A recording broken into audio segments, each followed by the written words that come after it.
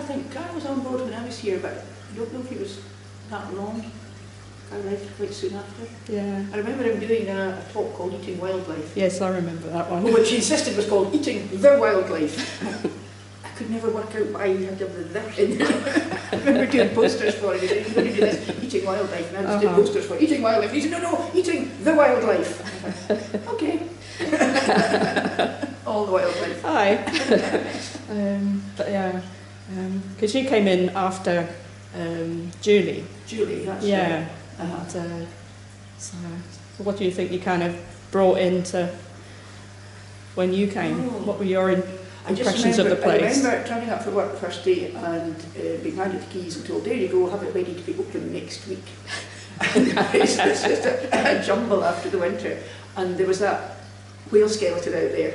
Oh yeah. And I came in and I raked about in here. No, the whale skull was just there. And I came in and raked around in here, and in a box was the rest of the whale skeleton. And that was the first job, put the whale skeleton together. But yeah, it was quite daunting to start with, just, there you are.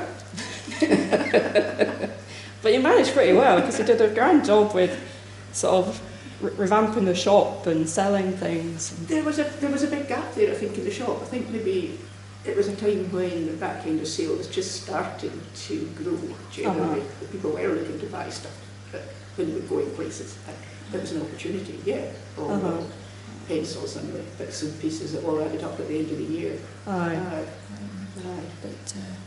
how about the tanks and things? Because they weren't many of those. No, there weren't many tanks. There were tadpoles. It was a small sea tank. This one wasn't here. This is the one, tapping to Lenny, sorry. This is the one that Arthur Woodrow donated. Yeah, that, I think it's that one over there. Oh, that one? Yes. Yes. Well, when Arthur brought that one, that was fantastic, and we got it all set up, and I bribed my kids, who I think were 7 and 11 at the time, to carry buckets of seawater up from the beach to fill it. And then we got it all stocked up, and we got it all up and running, went off home, came back in the morning, and in my naivety, I had not realised, despite having a physics teacher for a father, I had not realised the tremendous stress we were putting in that glass. And there must have been a tiny bit of grit underneath it. Yeah. And the bottom of the tank had cracked, and everything was on the floor, and all the sea creatures were floating around. So we had to repatriate them all, repair the tank, had to bribe the kids again to fill the tank. It was a seawater, I think it's 40 buckets. Yeah. And next time we put polystyrene under it. I think I phoned round a few aquarium places and I got some advice the second time. I remember that. We don't just fill it with water and get on with it, we have to do things with it. And it worked a lot better after that. And then in later years, the fire brigade offered to fill the tank for us with the pump, and they would come at the beginning of the season and pump the seawater straight up. So we didn't have to do the 40 buckets of seawater thing, except for the year, I'm just remembering this yesterday, when they absent-mindedly filled it from the mouth of the burn. And I came in the morning and the tank was full of fresh water. So that all had to be bailed out. They didn't have the heart to say to them, and we just filled it by hand again. So my kids have a long memory of trailing up and down the beach here with buckets of seawater and mum saying, "You can get an ice cream when you've done this." But I think the joy of these tanks was the surprise.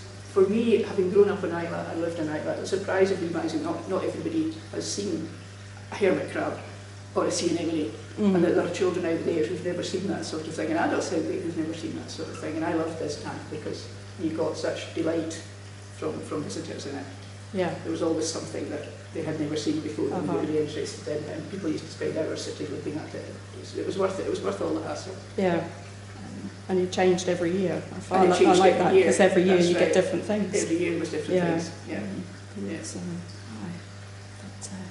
So you enjoyed working here, or is it? Very much. No, I enjoyed working here, and I only left because it was a part-time job, a seasonal job, and I got a job which wasn't seasonal. And I can't believe it's 40 years now since the Trust got going. No. I was really surprised to realise it was 40 years. It's, I hope you get 40 more years of educating people and enthusing people. That's the thing. It's about enthusing people. Yeah. Very good.